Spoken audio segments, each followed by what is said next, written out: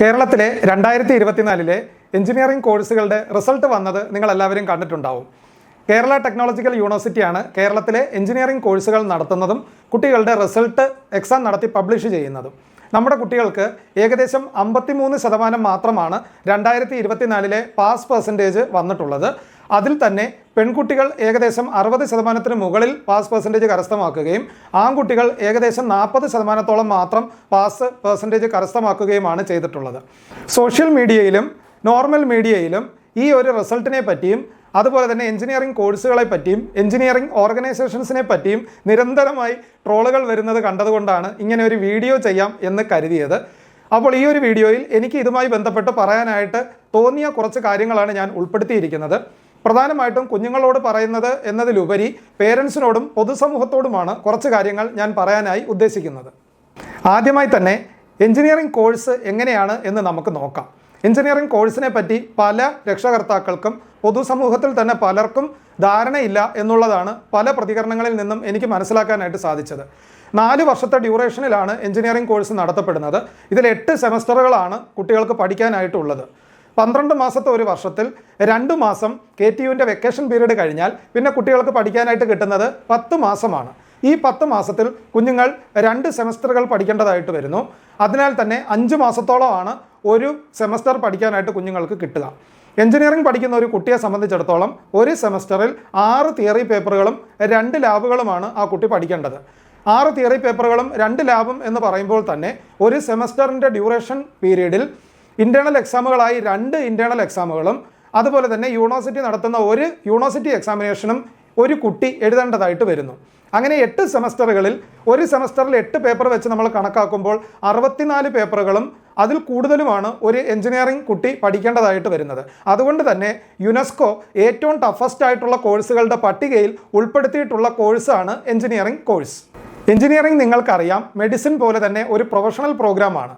അതായത് എഞ്ചിനീയറായി പഠിച്ച് ഇറങ്ങുന്ന ഒരു ബിടെക്കുകാരനെ സംബന്ധിച്ചിടത്തോളം അയാളുടെ ബിടെക് ഡിഗ്രി തന്നെ അയാളുടെ പ്രൊഫഷനായി മാറുന്നതാണ്. അതുകൊണ്ട് തന്നെ 53% റിസൾട്ട് എന്ന് നമ്മൾ പറയുമ്പോൾ ഈ പേപ്പറുകളെല്ലാം 4 വർഷത്തെ ഡ്യൂറേഷനിൽ കൃത്യമായി എഴുതിയെടുത്ത കുട്ടികളാണ് ഈ 53% ഉൾപ്പെട്ടിട്ടുള്ളത്. എന്നാൽ ഭൂരിഭാഗം കുട്ടികൾക്കും 1-2 പേപ്പറുകൾ എപ്പോഴെങ്കിലുമായി നഷ്ടപ്പെട്ടിട്ടുണ്ടാകും. ഈ കുട്ടികൾ അടുത്ത സപ്ലിമെൻ്ററി ചാൻസിൽ തന്നെ ഈ പേപ്പറുകൾ എഴുതിയെടുക്കുമ്പോൾ 53% റിസൾട്ട് എന്ന് പറയുന്നത് ഏകദേശം 70% റിസൾട്ടിന് മുകളിലേക്ക് പോകും എന്നുള്ളത് പൊതുസമൂഹം മനസ്സിലാക്കേണ്ടതായ വസ്തുതയാണ്. ഇനി നമുക്ക് നോക്കാനുള്ള രണ്ടാമത്തെ പോയിന്റ് എന്താണെന്ന് വെച്ച് കഴിഞ്ഞാൽ നമ്മുടെ പൊതുവിദ്യാഭ്യാസ സമ്പ്രദായത്തിൽ വരുന്ന മറ്റു കോഴ്സുകളും എഞ്ചിനീയറിംഗ് മെഡിസിൻ പോലെയുള്ള പ്രൊഫഷണൽ കോഴ്സുകളും തമ്മിലുള്ള വ്യത്യാസം എന്താണ്? ഒരു കുട്ടി 8ാം ക്ലാസ്സിലോ 10ാം ക്ലാസ്സിലോ അവർക്ക് പഠിക്കാൻ അവസരമുണ്ടാക്കി കൊടുക്കുന്നതിലേക്കായി എല്ലാ കുട്ടികളെയും ജയിപ്പിക്കുകയും അവരുടെ പഠനം പ്രോത്സാഹിപ്പിക്കുകയും ചെയ്യുന്നതിനെയാണ് നമ്മൾ പൊതുവിദ്യാഭ്യാസ സമ്പ്രദായം എന്ന് പറയുന്നത്. അതേസമയം എഞ്ചിനീയറിംഗോ മെഡിസിനോ പോലെയുള്ള കോഴ്സുകൾ ഹയർ എഡ്യൂക്കേഷൻ കോഴ്സുകളാണ്. ഇപ്പോൾ നിങ്ങൾക്ക് മനസ്സിലായിട്ടുണ്ടാവും എന്താണ് പൊതുവിദ്യാഭ്യാസ സമ്പ്രദായവും ഹയർ എഡ്യൂക്കേഷൻ പ്രോഗ്രാമുകളും തമ്മിലുള്ള വ്യത്യാസമെന്ന്. ഒരു എഞ്ചിനീയറിംഗ് കുട്ടിയെ സംബന്ധിച്ചിടത്തോളം ആ കുട്ടിക്ക് പാസ്സാകാനായി ഒരു വിഷയത്തിൽ ഒരു മിനിമം മാർക്ക് നേടണം എന്നിരിക്കെ ആദ്യത്തെ അവസരത്തിൽ ആ കുട്ടിയെ കൊണ്ട് ആ മാർക്കുകൾ നേടാനായിട്ട് സാധിക്കുന്നില്ല എങ്കിൽ ആ കുട്ടിക്ക് സപ്ലിമെൻ്ററി ആയി വീണ്ടും അവസരങ്ങൾ കൊടുക്കുന്നു. അതുകൊണ്ട് തന്നെ ആദ്യത്തെ ചാൻസിൽ പാസ്സാകാനാകാത്ത കുട്ടി വീണ്ടും അതേ വിഷയം പഠിക്കുകയും കൂടുതൽ നന്നായി പഠിച്ച് 2ാമത്തെ എക്സാം എഴുതി പാസ്സാകുകയും ചെയ്യുന്നു. അത് മോശമായിട്ടുള്ളൊരു കാര്യമാണ് എന്ന് നമുക്ക് കരുതാനാകില്ല. കാരണം എഞ്ചിനീയറിംഗ് പാസ്സായി ഇറങ്ങുന്ന കുട്ടികൾക്ക് എല്ലാവർക്കും ഒരു മിനിമം ക്വാളിഫിക്കേഷൻ ഉണ്ടാവാൻ വേണ്ടി യൂണിവേഴ്സിറ്റി ചെയ്യുന്ന നല്ല കാര്യങ്ങളിൽ ഒന്നാണ് അത്. മൂന്നാമത്തെ ഒരു കാര്യം എനിക്ക് പേരൻസിനോടായി പറയാനുള്ളത്, പലപ്പോഴും 10ാം ക്ലാസ് വരെ 12ാം ക്ലാസ് വരെ കുട്ടിക്ക് ആവശ്യമായ സപ്പോർട്ടീവ് ഗൈഡൻസ് എല്ലാം കൊടുക്കുന്ന പേരൻസ് എഞ്ചിനീയറിംഗ് കോളേജിലേക്ക് കുട്ടി ആയി കഴിയുമ്പോൾ തന്നെ കോളേജിലായല്ലോ എന്നുള്ളത് കൊണ്ട് ബാക്കിയുള്ള സപ്പോർട്ട് ഗൈഡൻസുകൾ കൊടുക്കുന്നത് നിർത്തുന്നു.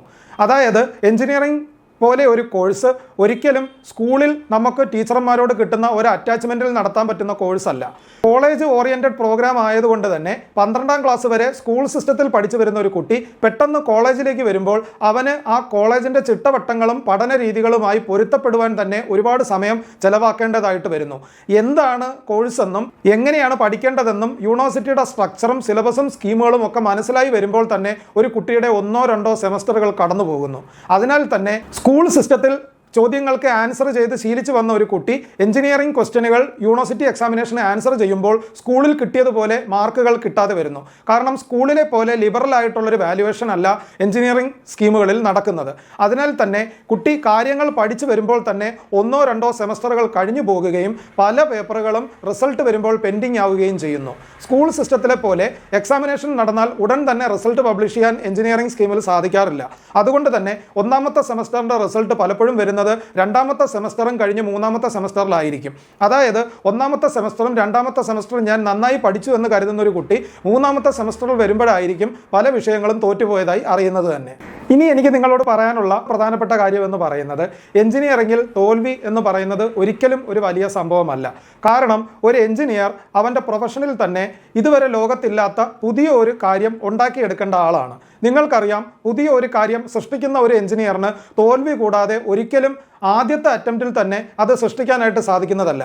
Even our nation failed hundreds of times before we put successfully the first satellite into the orbit. അപ്പോൾ ഒരു രാജ്യത്തിന് പലവട്ടം തോറ്റിട്ടാണ് ഒരു എഞ്ചിനീയറിംഗ് വിസ്മയം ഉണ്ടാക്കിയെടുക്കാൻ സാധിക്കുന്നതെങ്കിൽ നമ്മുടെ കുട്ടികൾ എഞ്ചിനീയറിംഗിന് പോയാൽ അവരും പല പേപ്പറുകൾക്കും തോറ്റു എന്ന് വരും. നമ്മൾ എവിടെയാണ് തോറ്റത്, എന്തുകൊണ്ടാണ് നമുക്ക് മാർക്കുകൾ കുറഞ്ഞത്, എങ്ങനെയാണ് നമുക്ക് അതിൽ നിന്ന് മെച്ചപ്പെട്ട് ഭാവിയിൽ വിജയത്തിലേക്ക് പോകാൻ സാധിക്കുന്നത് എന്ന് പഠിച്ച് കയറി വരാൻ കഴിവില്ലാത്ത ഒരു കുട്ടി ജീവിതത്തിൽ എഞ്ചിനീയർ ആയതുകൊണ്ടും പ്രത്യേകിച്ച് കാര്യമൊന്നും സമൂഹത്തിനുമില്ല. ഇൻകാൻഡസെന്റ് ബൾബ് കണ്ടുപിടിച്ചത് ആരാണ് എന്ന് നിങ്ങൾക്കറിയാമോ? തോമസ് ആൽവ എഡിസൺ ആണ്. തോമസ് ആൽവ എഡിസൺ ഏകദേശം 10,000-ഓളം എക്സ്പെരിമെൻറ്റുകളിൽ പരാജയപ്പെട്ടതിന് ശേഷമാണ് ടങ്സ്റ്റൺ ഫിലമെൻ്റ് ആണ് ഇൻകാൻഡസെന്റ് ബൾബിന് പറ്റിയ ഏറ്റവും നല്ല ഫിലമെൻ്റ് എന്ന് കണ്ടുപിടിച്ചത്. ഒരു ഇൻ്റർവ്യൂവർ എഡിസണോട് ചോദിച്ചു, you are Thomas Alva Edison, one of the celebrated scientists of our era, and you failed 10,000 times trying to invent a tungsten filament lamp എന്ന്. അപ്പോൾ എഡിസൺ എന്താണ് മറുപടി പറഞ്ഞത് എന്ന് നിങ്ങൾക്കറിയാമോ? I did not fail 10,000 times, I invented 10,000 methods how you cannot make an electric bulb എന്നാണ്. 10,000 വട്ടം തോറ്റ എഡിസൺ ആണ് ഇൻകാൻഡസെന്റ് ബൾബ് കണ്ടുപിടിച്ചത്. ഞാൻ 10,000 വട്ടം തോറ്റതല്ല, ഞാൻ 10,000 കണ്ടുപിടുത്തങ്ങൾ നടത്തി. എങ്ങനെ നിങ്ങൾക്കൊരു ടങ്സ്റ്റൺ ഫിലമെന്റ് ലാമ്പ് ഉണ്ടാക്കാൻ സാധിക്കില്ല എന്നാണ് തോമസ് ആൽവ എഡിസൺ പറഞ്ഞത്. ആ 10,000 തോൽവികളിൽ നിന്ന് കയറി വരാൻ എഡിസണ് സാധിച്ചിരുന്നില്ല എങ്കിൽ ലോകത്തിന് ഒരിക്കലും ആ ഇൻകാൻഡസെന്റ് ബൾബ് കിട്ടുമായിരുന്നില്ല. നിങ്ങൾ പഠിക്കുന്നത് ലോകത്തിലെ തന്നെ ഏറ്റവും മികച്ച പ്രോഗ്രാമുകളിൽ ഒന്നിലാണ്. എഞ്ചിനീയേഴ്സിന് പോകാൻ സാധിക്കാത്തതായ മേഖലകൾ ഈ ലോകത്ത് എവിടെയുമില്ല. ഈ വർഷം പോലും ലക്ഷക്കണക്കിന് കുട്ടികൾ എഞ്ചിനീയേഴ്സ് ആവാനും ഡോക്ടേഴ്സ് ആവാനും ഫസ്റ്റ് ചാൻസിൽ പറ്റാതിരുന്നവർ പോലും റിപ്പീറ്റ് ചെയ്തു പോലും എഞ്ചിനീയറിംഗ് എൻട്രൻസുകൾക്ക് വേണ്ടിയിട്ടും മെഡിക്കൽ എൻട്രൻസുകൾക്ക് വേണ്ടിയിട്ടും പ്രിപ്പയർ ചെയ്യുന്നു. അപ്പോൾ എഞ്ചിനീയറിംഗ് കോഴ്സ് പഠിക്കാൻ അവസരം കിട്ടിയ നമ്മൾ എന്ത് ഭാഗ്യവാന്മാരാണെന്ന് നിങ്ങൾ വിചാരിക്കൂ. നിങ്ങൾക്ക് ഇത്രയും പേപ്പറുകൾ എഴുതിയെടുക്കാൻ സാധിച്ചല്ലോ. ഇനി നിങ്ങൾക്ക് കിട്ടാതെ പോയ പേപ്പറുകൾ എന്ത് മിസ്റ്റേക്ക് കൊണ്ടാണ് നമുക്ക് കിട്ടാതെ പോയത് എന്ന് ഇന്ന് തന്നെ ചിന്തിക്കൂ. ആ പോരായ്മകൾ പരിഹരിക്കൂ. ഇനി വരുന്ന സപ്ലിമെൻ്ററി എക്സാമുകളിൽ നന്നായി പ്രിപ്പയർ ചെയ്ത് 100 മാർക്കിനും ആ പേപ്പർ കിട്ടത്തക്ക രീതിയിൽ എഴുതി എല്ലാ പേപ്പറുകളും ക്ലിയർ ചെയ്യാനും ഭാവിയിൽ മികച്ച എഞ്ചിനീയർമാരാകാനും നിങ്ങൾക്ക് എല്ലാവർക്കും സാധിക്കട്ടെ എന്ന് ആശംസിച്ചുകൊണ്ട് ഈ വീഡിയോ നമ്മളിവിടെ നിർത്തുകയാണ്. അടുത്ത വീഡിയോയിൽ നമ്മൾക്ക് കാണാം.